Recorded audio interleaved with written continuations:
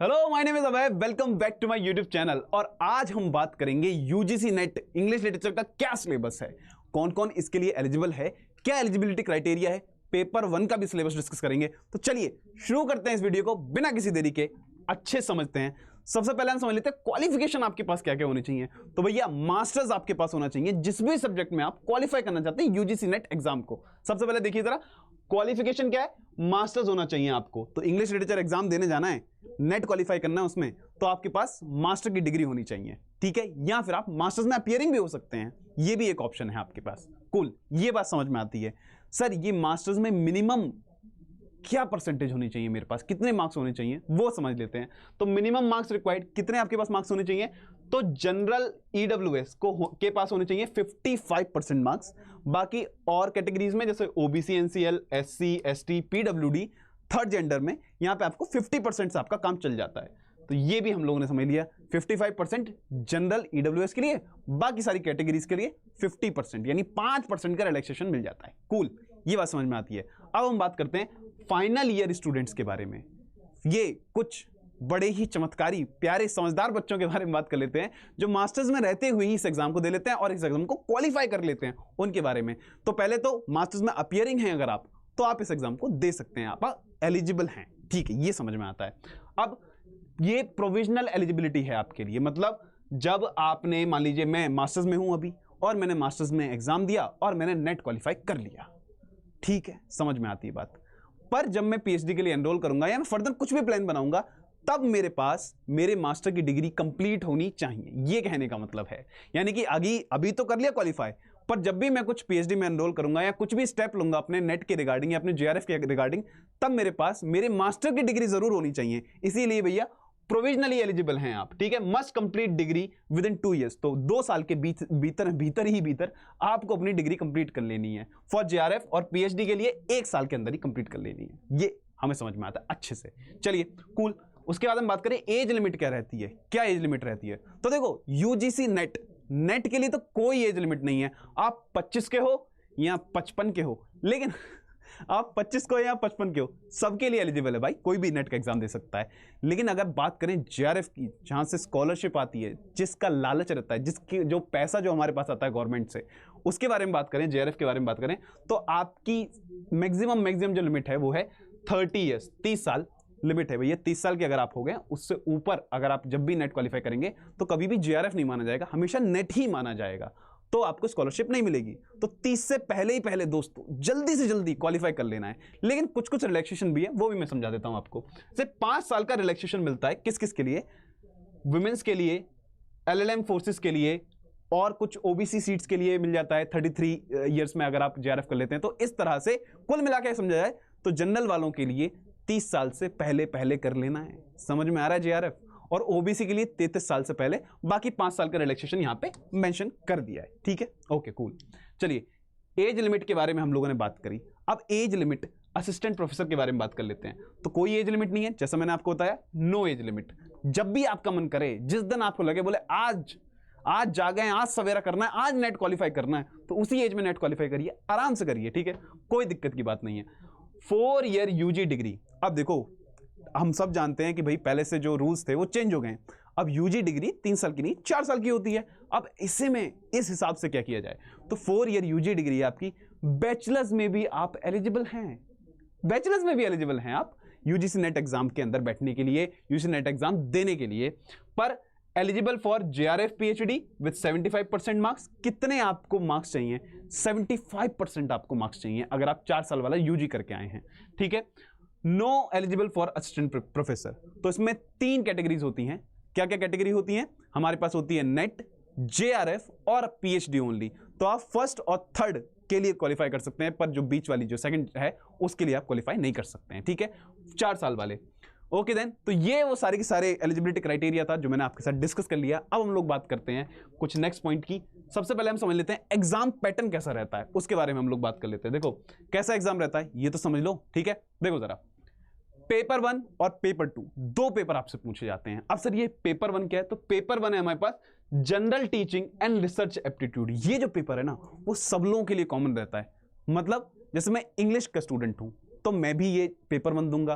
कोई साइंस का स्टूडेंट है तो वो भी पेपर 1 देगा, कोई हिस्ट्री का स्टूडेंट है तो वो भी पेपर 1 देगा, हिंदी का स्टूडेंट है वो भी पेपर 1 देगा। तो पेपर 1 एक जनरल पेपर है जो यूजीसी नेट एग्जाम के अंदर पूछा जाता है किसी भी सब्जेक्ट के अंदर, ये हमें समझ में आता है। और इससे कितने क्वेश्चंस आते हैं, तो इससे 50 क्वेश्चंस आते हैं, 50 क्वेश्चन हमसे पूछे जाते हैं, ठीक है। और हर एक क्वेश्चन जो है यहां पे 2 मार्क्स का रहता है, हर एक क्वेश्चन रहता है 2 मार्क्स का, ये हम लोगों ने समझ लिया, ये हमें अच्छे समझ में आ गया। अच्छा, तो कुल मिला के पेपर 1 में कितने मार्क्स होते हैं, तो 100 मार्क्स का पेपर 1 आपसे पूछा जाता है, ये हमें समझ में आता है। अब पेपर 2 के बारे में बात कर लेते हैं, जैसे इंग्लिश लिटरेचर के बारे में बात कर रहे हैं हम यहाँ पर। तो सब्जेक्ट जो आपका स्पेसिफिक सब्जेक्ट है उसके बारे में अगर बात करें, जो आपने मास्टर्स में पढ़ा है सब्जेक्ट, उसके बारे में बात करें तो उससे 100 क्वेश्चन पूछे जाते हैं और हर एक क्वेश्चन 2 नंबर का होता है, तो इंटू 2 बन रहा है मेरे पास 200, तो 200 नंबर का ये पूछा जाता है। तो टोटल क्वेश्चन पेपर जो होता है आपका वो 100 + 200 300 मार्क्स का पूरा क्वेश्चन पेपर होता है। हर एक क्वेश्चन 2 नंबर का होता है। पेपर 1 में 50 क्वेश्चंस होते हैं और पेपर 2 के अंदर 100 क्वेश्चंस होते हैं, ये हमें अच्छे समझ में आता है, क्लियर है। और ये पेपर जो है वो कितने आवर्स का होता है, तो पूरा का पूरा 3 घंटे का कंबाइंड पेपर होता है। अब ऐसा नहीं है कि पेपर 1 के लिए पहले 40 मिनट दिए जाएंगे, बाकी का टाइम नहीं, ये आपके हाथ में बिल्कुल हैंड फ्री छोड़ दिया गया है। जितनी देर में आप चाहो पेपर 1 सॉल्व करो, जितनी देर में आप चाहो पेपर 2 सॉल्व करो। पर कुल मिला के वो ये कह रहे हैं हम 300 नंबर का पेपर दे रहे हैं, 3 घंटे दे रहे हैं, कर दो इसे सॉल्व। जब मन करे तब पेपर 1 उठाओ, जब मन करे पेपर 2 उठाओ, कुछ भी अलग अलग नहीं है, सब कुछ कंबाइन लेकर चलते हैं यहाँ पे, ये हमें अच्छे समझ में आता है, ठीक है। चलिए, ये अच्छे समझ में आ गया। अब मूव करते हैं हम इसके सिलेबस के बारे में। पेपर 1 का सिलेबस समझ लेते हैं। तो पेपर 1 का सिलेबस भी इस बार नेट के बच्चों को थोड़ा थोड़ा झटका देकर गया है। जैसे मैं बात करूं, यहाँ पे 10 यूनिट हमारे पास सामने दे रखी हैं। अब ये 10 यूनिट क्या है, जैसे teaching aptitude, research aptitude, comprehension, communication, mathematical reasoning and aptitude. देखो, मैंने जब इंग्लिश चूज करी, मैंने बोले मैथ से पीछे छूट जाएगा सरकार, इसको छोड़ देते हैं, जल्दी जल्दी इंग्लिश के अंदर नेट क्वालिफाई कर लेते हैं। लेकिन भाई साहब, मैथ कहीं पीछा नहीं छोड़ती, यहां भी आ गई गिद्ध सी, ठीक है। तो मैथ आपको यहां भी देखने को मिल जाएगी, ठीक है। बहुत टफ नहीं पूछी जाती है, पर यहां भी आपको देखने को मिलती है। Logical reasoning, DI, data interpretation, बढ़िया अच्छी तरह से पूछा जाता है ये, ठीक है। इंफॉर्मेशन कम्युनिकेशन, ICT पूछा जाता है। फिर उसके बाद हमारे पास अगली यूनिट है people and development, people environment development, higher education system. तो ये सारी 10 यूनिट पूछी जाती हैं। अब पहले तो ऐसा होता था, एक पैटर्न चलता आता था कि पेपर 1 से ये 10 यूनिट होती थी और हर एक यूनिट से 5-5 क्वेश्चन पूछे जाते थे। पर इस बार ऐसा नहीं हुआ है, किसी से 6 पूछ लिए, किसी से 7 पूछ लिए, किसी से 2 ही क्वेश्चन पूछे, ऐसा भी हुआ है। तो पहले 10 यूनिट हुआ करती थी, अभी भी 10 यूनिट होती हैं। हर एक यूनिट से 5-5 क्वेश्चन पूछे जाते थे, लेकिन अब क्वेश्चंस की जो फ्रीक्वेंसी है, जो नंबर है, वो आगे पीछे कर दिया गया, किसी से कितने भी क्वेश्चन पूछ लेते हैं। तो इस तरह से हर एक यूनिट से 5-5 क्वेश्चन पूछ के पूरा 50 क्वेश्चन बन जाते थे पेपर 1 से। पर अब थोड़ा सा गेम चेंज कर दिया गया है और इसके अंदर बोला जाए एक और यूनिट डाल के समझ लो, इसमें मीडिया से भी क्वेश्चन पूछे गए हैं, ठीक है। मीडिया से भी क्वेश्चन पूछे गए हैं। सर मीडिया बोले तो सर ऐसा मूवीज के अराउंड कुछ क्वेश्चंस बने हैं, तो वो भी इस बार हमने नए तरह के क्वेश्चंस देखे हैं, ठीक है। तो अच्छे से पेपर 1 तैयार करना होगा। और पेपर 1 की एक टिप है भाई साहब, जिसको JRF क्वालिफाई करना है ना, क्योंकि पेपर 2 आपने अपने बैचलर्स में भी पढ़ा है, आपने अपने मास्टर्स में भी पढ़ा है, तो आपकी उससे दोस्ती अच्छी रहती है कुल मिलाकर इन कंपेरिजन टू पेपर 1। अगर आपको JRF क्वालिफाई करना है तो सबसे पहला काम यह होता है, पेपर 2 को स्ट्रॉन्ग करिए, बढ़िया बनिए, अच्छे से मेहनत करिए उस पर पेपर 1 को निचोड़ डालिए, खा लीजिए, पी लीजिए, जो आपका मन करे करिए, पर JRF जो दिलाएगा वो पेपर 1 ही दिलाएगा, क्योंकि सॉलिड मार्क्स हमें यहां से मिलते हैं, ठीक है। चलिए, और बहुत सारे बच्चे पेपर 1 के अंदर स्ट्रगल भी करते हैं, कूल। ये पेपर 1 के बारे में बात हो गई, ठीक है। ऐसे ही अगर मैं समझने की कोशिश करूं तो इस दुनिया का सबसे बड़ा मजाक अगर कुछ किया गया है तो ये किया गया, इंग्लिश वाले स्टूडेंट को उनका सिलेबस प्रोवाइड कर दिया गया है। क्या सिलेबस प्रोवाइड किया गया है? ये सिर्फ एक झूठा एक मजाक है। जैसे समय रैना की एक बात है, वो कह रहा था कि उसको जुकाम हो गया था, वो कह रहा था कि क्या यार इलॉन मस्क वगैरह ये सब लोग लगे रहते हैं, बोले स्पेसएक्स पे मून पे जाना, ये करना है, पानी ढूंढना है, पता नहीं क्या क्या। जुकाम की तो उन्होंने आज तक दवाई नहीं बना पाई, पता नहीं हम कहाँ आगे जाते जा रहे हैं। ऐसा ही है, ये एक प्रकार का जुमला ही है। बोले हमने सिलेबस प्रोवाइड कर दिया पर इसमें से कुछ नहीं आता है, और ये बिल्कुल डिटेल सिलेबस नहीं है, उन्होंने एक बेसिक जेनरिक सा सिलेबस उन्होंने डाल दिया। जैसे यहाँ पे दिया गया ड्रामा, किसका ड्रामा? कौन से लिटरेचर का ड्रामा, अमेरिकन का ड्रामा पूछ रहे हो, ब्रिटिश का ड्रामा पूछ रहे हो, कहां का ड्रामा पूछ रहे हो। तो इस तरह से ये पूरा हमें दी गई है, यहां भी हमें 10 यूनिट दी गई हैं, इसके अराउंड ही क्वेश्चन पेपर बनता है, पर स्पेसिफिक हमारे पास सिलेबस नहीं है। पर अगर इस सिलेबस के बारे में बात करें तो हमसे पूछा जाता है drama, poetry, fiction, short stories, non fiction, language, linguistics वगैरह से क्वेश्चंस आ जाते हैं। इंग्लिश इन इंडिया से पूछा जाता है, कल्चर स्टडीज से, लिटरेरी क्रिटिसिज्म से, लिटरेरी थ्योरी और रिसर्च मेथोडोलॉजी से। ठीक है, ये सारा पोर्शन हमें देखने को मिलता है।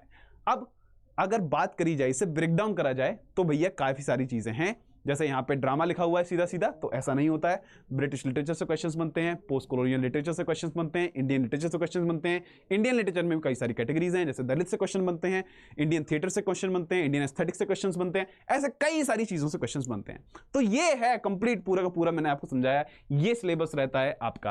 ठीक है, अब कितने सारे स्टूडेंट्स इस एग्जाम के अंदर अपियर होते हैं सर, तो लगभग सिर्फ इंग्लिश लिटरेचर एग्जाम के बारे में बात करी जाए तो जुबान लड़खड़ा गई।